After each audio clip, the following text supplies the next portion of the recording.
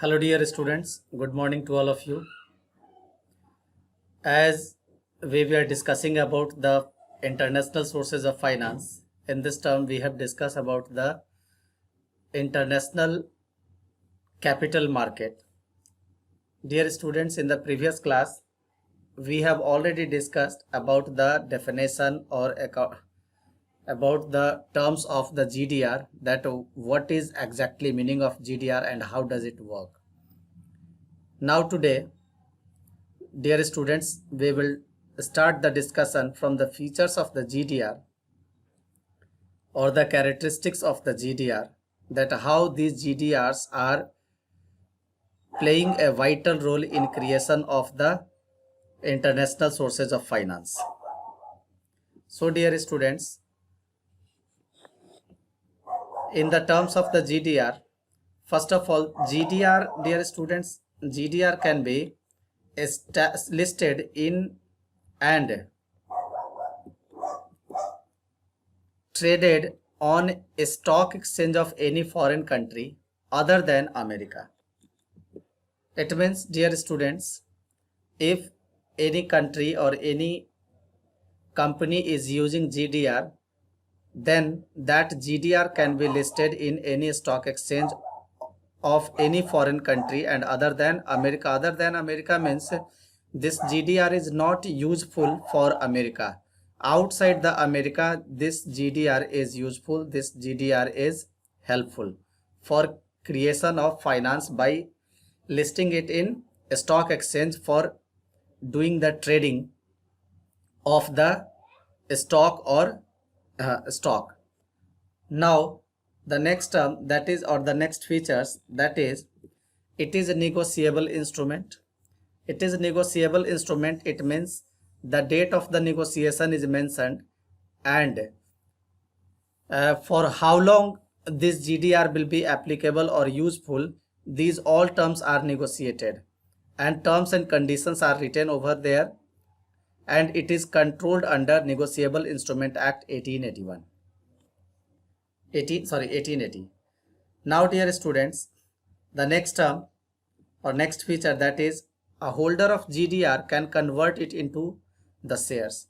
It means, suppose that if Tata company has taken the GDR and now the Tata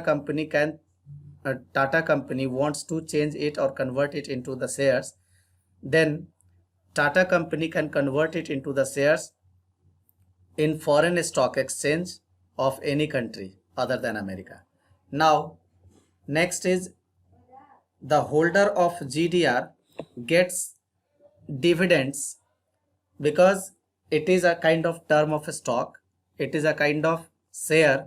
That's why if the company is getting benefit, then similarly these GDRs holders will be treated as the shareholders and they will also get dividend on GDR. Now the next features of the GDR is that the holder of GDR does not have voting rights. It means, like other equity shareholders, they do not have the voting rights only. Otherwise, they avail all the facilities, they avail all the rights of the shareholders like dividend, participation right, but except voting rights. It means whenever any selection term is going to be done by vote, then these GDR holder cannot use their vote because these GDRs or the stock exchange where these GDRs are registered or listed, that is not for that stock exchange. Actually, this is transferred from one country to other countries. That's why that is not the actual stock of that stock exchange. That's why they do not have any voting right like other shareholders. Now dear students, the next term, that is, the many Indian companies such as Reliance, Wipro, ICICI have issued this GDR because these companies are known as multinational companies and these companies are getting sources of finance by listing their shares by listing their capitals or transferring their capitals into GDR, and after that these GDRs can be registered or listed in any stock exchange outside the India except in America. Now dear students, for international capital market there is also another term that is known as ADR. Dear students, ADR is different from GDR. It means ADR is basically known as American Depository Receipt. Dear students, in this ADR, basically these ADRs are used or issued by those companies which are American companies. Or we can say that ADR is useful especially for America, because it is clearly denoted that American Depository Receipt is used for the company, used by the company in USA. It means suppose that if any Indian or other European companies are having some financial problem, or if they are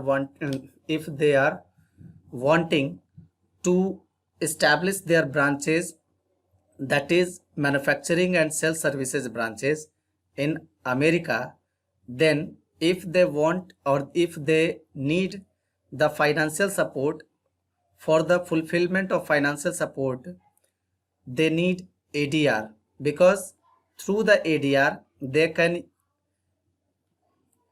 listed their stock they can listed their stock in any stock exchange of the America, and they can use or they can also convert it into the shares. We will get more information on ADR after studying the features of the ADR. So dear students, first of all, here you can see that ADR is that it can be issued only to American citizens. It means it is issued only to American citizens. It means those persons who are American citizens, they can avail the facilities of the ADR only. It is a restricted depository receipt. Generally, as we were talking about GDR can be issued by any other person for outside America, but ADR is issued only for American citizen, not other than the American citizen. Now dear students, the next term, that is it can be listed and traded in American stock exchange. So dear students, it will be used by American citizen, and these ADRs can be listed or traded in any stock exchange of America. It means if any American citizen living outside America, and if he wants to establish their business in America again, then being the citizen, they can also transfer their funds through the ADR, and they can listed it in any American stock exchange and start the trading. Now dear students, the next term, that is Indian companies such as Infosys, Reliance issued ADR. So many times for doing trading in America, India is so much blessed regarding the issue of the ADR, because other countries or other citizens are strictly prohibited for issue and use of the ADR, but still some Indian companies are getting the facility or availing the facilities for issuing ADR or creating the fund by issuing ADR. So dear students, today Reliance, Infosys, these companies are issuing ADR to create capital in America by or start trading in a stock in American Stock Exchange. So dear students, these were the features of ADR and GDR. Tomorrow we will start the discussion on the difference between ADR and GDR, because on the basis of above study we were finding some differences, because until or unless if we are not using the differences, then it will be quite impossible to understand the exact use of the ADR and GDR and their features, and it will be difficult to know about the ADR and GDR. So tomorrow we will discuss it in details regarding the difference between ADR and GDR. Till then, thank you.